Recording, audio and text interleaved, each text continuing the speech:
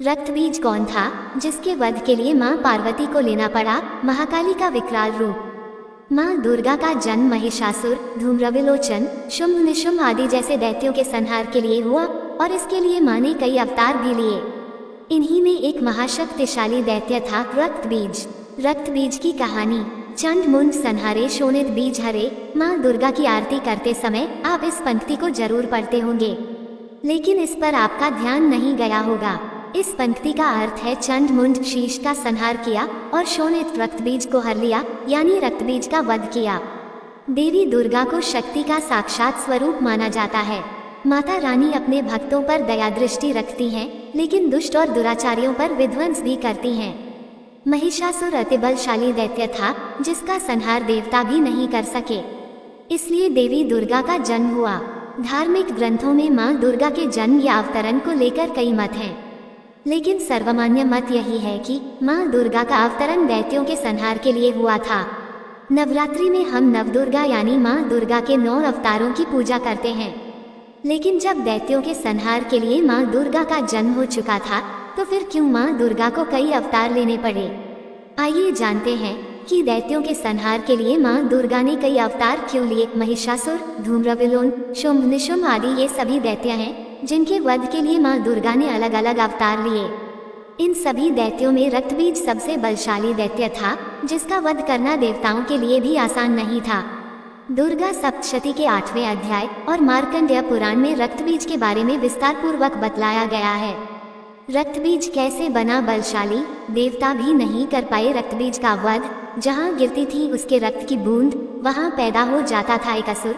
माँ दुर्गा ने किया उसका संहार। रक्तबीज ने अपने कठोर तप से शिवजी को प्रसन्न कर उनसे वरदान प्राप्त किया था कि जहाँ जहाँ उसके रक्त की बूंदें गिरेंगी उससे उसी की तरह एक नया रक्तबीज पैदा हो जाएगा। इसलिए युद्ध में जब भी देवता उस पर प्रहार करते उसकी रक्त की बूंदों से नए रक्तबीज दैत्य का जन्म हो जाता। इसलिए सभी देवता मिलकर भी उसका अंत नहीं कर सके और धीरे धीरे रक्तबीज का दुराचार बढ़ने लगा। रक्तबीज के माता पिता कौन थे? पौराणिक धार्मिक कथाओं के अनुसार महर्षि कश्यप और दिति के गर्भ से रक्तबीज उत्पन्न हुआ था। कहा जाता है कि पूर्व जन्म में रक्तबीज असुर सम्राट रंभ था। एक बार सम्राट रंभ तपस्या में लीन था, तभी इंद्र ने उसे छलपूर्वक मार दिया। इस तरह से रक्तबीज के रूप में ही सम्राट रंभ का पुनर्जन्म हुआ। उसने फिर से घोर तपस्या की और वरदान प्राप्त किया कि उसके शरीर की एक बूंद भी धरती पर गिरे तो उससे नया रक्तबीज उत्पन्न हो जाए। रक्तबीज का क्या अर्थ है? रक्त का अर्थ लाल या खून से है और बीज का अर्थ जीव से है। इस तरह से रक्तबीज का अर्थ है खून से उत्पन्न होने वाला एक नया जीव। धार्मिक मान्यता के अनुसार आज से लाखों वर्ष पूर्व रक्तबीज नाम का एक दैत्य था जो बहुत शक्तिशाली था।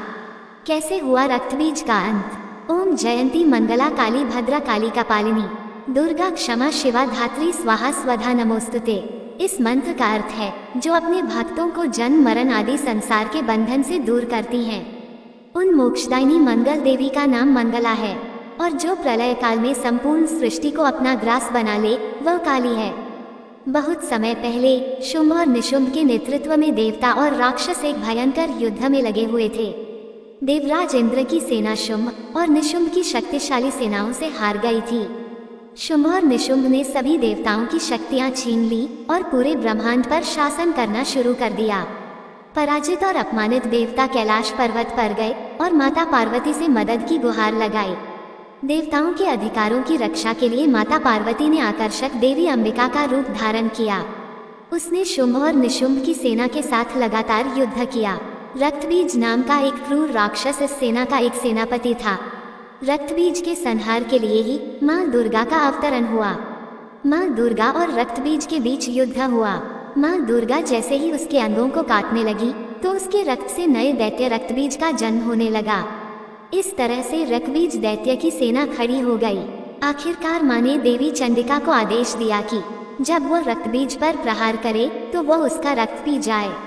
इससे नया रक्तबीज उत्पन्न नहीं होगा। इसके बाद मां पार्वती ने भद्राकाली का रूप धारण किया। मां पार्वती के इस रूप को संहार का प्रतीक माना जाता है। इस रूप में मां की बड़ी बड़ी आंखें, शरीर का रंग काला, लंबी जीभ, आंखों में तेज, गले में मुंडमाला और दैत्यों के कटे हाथ थे। माँ काली के इस रूप को सनातन धर्म में अन्य सभी देवी देवताओं में विकराल माना जाता है। जहाँ जहाँ रक्त बीज का रक्त गिरता माँ उसे पी जाती और इससे नया दैत्य उत्पन्न नहीं हो पाता। कहा जाता है कि इस अवतार में माँ का रूप बहुत विकराल हो गया था और उन्होंने कई राक्षसों को निगल भी लिया था। इस तरह से माँ दुर्गा ने रक्त बीज का संहार किया। सिंह पर सवार होने वाली माता और माता चंडिका का पूजन ध्यान करने से भक्तों की रोगों से रक्षा होती है। संकट के समय और रोगों से बचाव के लिए देवी का विशेष पूजन करना चाहिए। देवी और रक्त बीज की कथा की सीख। रक्त बीज क्रोध, लालच, मोह जैसी बुराइयों का प्रतीक है। ये बुराइयां भी एक दूसरे के संपर्क में आते ही बढ़ने लगती हैं। अगर इन बुराइयों को पनपने का समय मिल गया तो समस्याएं बढ़ जाती हैं। जैसे ही ये बुराइयां हमारे अंदर प्रवेश करती हैं, हमें तुरंत ही इन्हें खत्म कर देना चाहिए, यानी इन्हें छोड़ देना चाहिए। कथा पर विचार करें तो रक्त बीज हमारे अहंकार के समान है, हमारे लोभ के समान है और हमारी जड़ता के समान है। यदि हम अपने भीतर के रक्त बीज पर विजय पालेंगे तभी हम धर्म के मार्ग पर आगे बढ़ सकेंगे। ओम जयंती मंगला काली भद्रा काली कपालिनी दुर्गा क्षमा शिवा धात्री स्वाहा स्वधा नमोस्तुते। माँ अंबिका देवी दुर्गा का एक रूप और माँ काली द्वारा राक्षस रक्तबीज का विनाश एक प्राचीन कहानी कथा है जो भारत में सहस्राब्दियों से कही जाती रही है। ये कहानी न केवल दिलचस्प है बल्कि मानव जाति को अपने अंदर के रक्तबीज को पहचानने और उसे हराने की एक शाश्वत सीख भी देती है। यद्यपि रक्तबीज का उल्लेख कई प्राचीन ग्रंथों और पुराणों में मिलता है, लेकिन हमने इस लेख को दुर्गा सप्तशती नामक प्रसिद्ध पाठ पर आधारित किया है। दुर्गा सप्तशती मार्कंडेय पुराण का अभिन्न अंग है। भक्त इसे चंडी या चंडी पथ या देवी महात्म्य भी कहते हैं। ये कथा दुर्गा सप्तशती के 8वें अध्याय में मिलती है। जय माता दी। दोस्तों, आपको ये कथा कैसी लगी कृपया कमेंट करके जरूर बताएं।